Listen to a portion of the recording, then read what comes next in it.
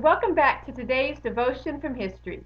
On April 21st of 1855, Sunday school teacher Edward Kimball led a young student of his to accept Jesus as his Savior.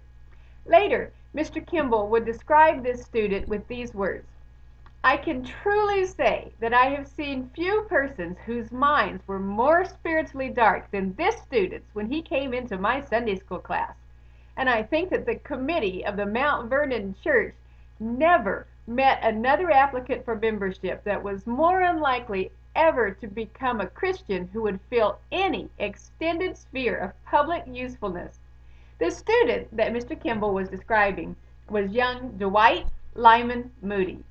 And God must have seen something that the church couldn't, because D.L. Moody went on to become arguably one of the most successful and well-loved evangelists of all of Christian history. But the neat thing is, his story doesn't stop just with that. D.L. Moody's conversion set off a chain of events that has affected evangelistic campaigns from that time until this. In one of Moody's British campaigns, he inspired a young preacher named F.B. Meyer. F.B. Meyer went on to become one of England's most sought-after preachers. And Meyer led a young man to salvation named Wilbur Chapman. Wilbur Chapman later joined up with another young convert by the name of Billy Sunday. And Billy Sunday in 1924 held an evangelistic meeting in Charlotte, North Carolina, which sparked a weekly prayer meeting that continued for at least the next 10 years. It was at this weekly prayer meeting that was being held on the property of a man named Franklin Graham that sparked the idea to hold another evangelistic campaign. It was in that campaign that a young man walked down the aisle, and professed Jesus as his Savior, and his name was Billy Graham.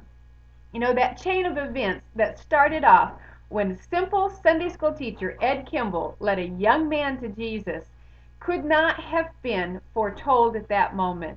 And I want to encourage you, if you're a church worker like Edward Kimball, it might be tempting to take a look at that loud, perhaps foul-mouthed kid that seems so spiritually dark that shows up in your class every once in a while. Don't count him out.